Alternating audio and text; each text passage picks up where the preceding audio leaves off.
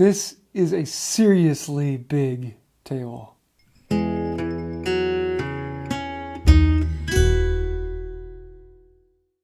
Hey y'all, I'm James Wright and welcome to my shop. Last time this was a couple of slabs and a pile of epoxy on the floor. Today we're going to be fixing the epoxy, jointing the slabs, gluing it up together, and finishing with, well, a table. It is a solid slab now that we can work with. So let's dive in and take a look at this. So last time I left you with this mess on the floor where all the epoxy leaked out. You know what? Mistakes happen, problems occur, oh well, move on and keep going. So I got some more of the Epoxy. I just love this stuff. It is so crystal clear, it mixes easily, the bubbles rise right out of it, and the finished product is incredible. It is just really, really beautiful epoxy. And so I'm going to finish filling this void with the Epoxy. And I'm going to bring it up to about 1/4 inch away from the top. One of the things that I love about this is that it flows into all the gaps and fills them really nicely. And because it sealed up on the bottom already, I don't have to worry about leaks this time. It's only a problem you have to worry about one time. But once this solidified, I got to flip the thing over and take a look at what's underneath and actually see where the problem is. There was one small pinhole where the tape bubbled up and I didn't have a second layer going over it, and all this epoxy came out. But it's actually kind of beautiful, and I thought about maybe doing some artwork with this. It would be an interesting experiment to have it leak out on purpose.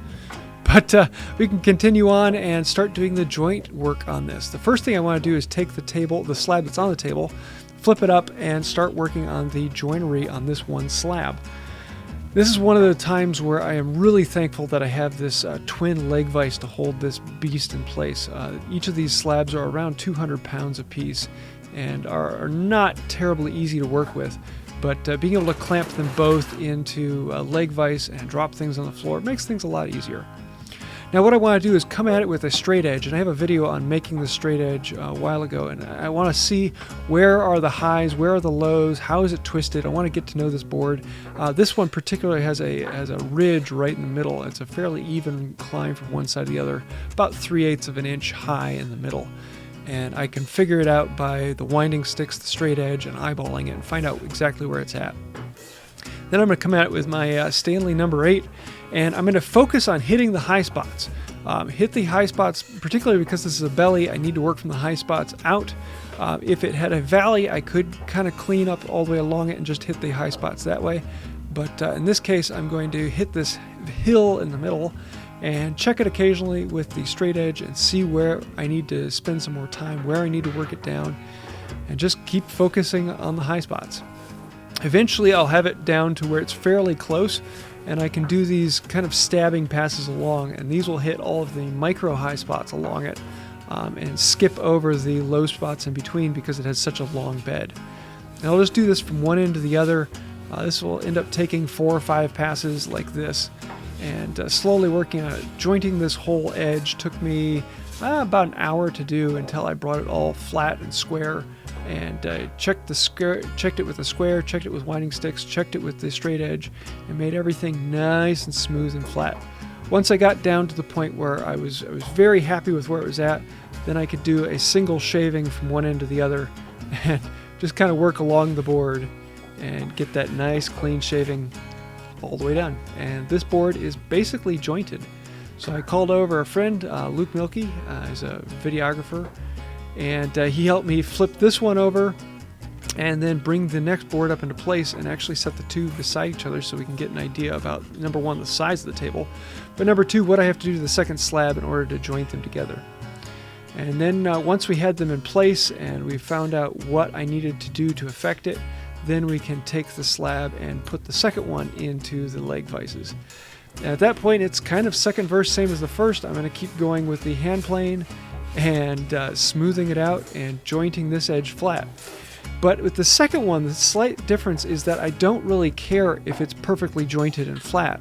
The thing I care about is, does it fit the other board? Because the board is only jointed as flat as my tools can show, and my straight edge is only 4.5 foot long. So it could be bowed over a longer distance, and I don't know until I put these two together. So after jointing this one flat and smooth, I can put the two together, And at this point I notice I have about a 1/16 of an inch gap at both ends. So I need to go back and adjust it again. And I'm basically going to do the same step again and just notate on the board where I need to take off a little more material, what needs to be adjusted, go back and forth with the hand plane, and then take it out, put it back down, try not to drop it on the floor, check it up against the second board and see how it fits. I ended up doing this back and forth about 4 or 5 times until I got the two nice and jointed all the way together, and you had a joint that was smooth and tight. Because these are so big, I can't bend a joint out of the boards. I need them to fit perfectly. I can't do a bent connection here. So once I got them close to where, well, once I got them exactly where I wanted them, then we can start up with the gluing. I asked my wife to come down so I could put some 2x4s underneath. What this allows me to do is lift this off of the bench so that I can slide clamps underneath and clamp it on the bottom as well as the top.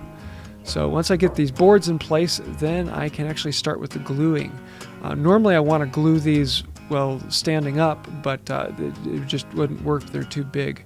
And so I have to kind of do several passes of smearing glue on and then coming at it with a popsicle stick and leveling out the glue all the way across the joint and then adding more glue where it's needed. And it ended up taking about 7 or 8 minutes to go all the way along this board and apply the glue. But I wanted to get a decent amount on there so when I put it together and clamped it, I could get a squeeze out both top and bottom. Once that was done, then my wife helped me again by climbing up on the other side because I had to go get some 60-inch clamps in order to actually clamp up this table. So I can't work both sides of it, so she squeezed up in there on the other side and allowed me to put in all of these clamps. I think it was 20 clamps total from one end to the other over 11 feet. And that's about it. We can clamp it up, let it sit overnight, and then come back, take off the clamps, and see what it looks like. And this is always kind of a happy time when you get to take off the clamps and say, yeah, did it work? And yes, it worked. Now I have one big slab that's 60 inches wide at the widest point, and at the thinner point, it's only 48 inches wide. Big honkin' table. So I am really, really happy. It's finally coming to a place. Now, a lot of people are going to be asking about why I haven't filled this completely up. The reason is I'm going to be flattening this. So the next video, I'm going to, now that I have this all together, I'm going to make that router jig a little bigger and flatten this whole thing out and make it all one big coplanar surface. Once that's done, then I'll do the final epoxy. I'll do some details on the edges, clean up the edges, get those ready, and I'll smooth this down, basically get it ready for finish. So at that point, then I can flip this over, do the same thing to the other side, and then start building the base. So once the slab is done, I'll basically be building the base vertically on top of this. And I'm really looking forward to it. It's coming together. It's taken a little more time than I expected because of spilling all the epoxy on the floor, but you live and you learn. And I'm loving how this is coming through with being able to look down inside this and see the blue. This is going to be a really, really cool table. So I hope you like this build. If you have any ideas, suggestions, comments, leave them down below. I'd love to hear them. I do want to say thank you to all those who have been purchasing t-shirts and card scrapers and other things like that. Those have been an incredible help to the channel and a new source of being able to buy a few things to make this better. So thank you for that. If you'd like to find out more about that, you can see my shop at woodbywright.com/shop, link in the description below. Also, I do want to say thank you to those on Patreon. You guys are the always encouragement and one of the big reasons why this channel is still here today. If you want to find out more about Patreon, link right down there. That's about it for today. Until next time, have a wonderful day.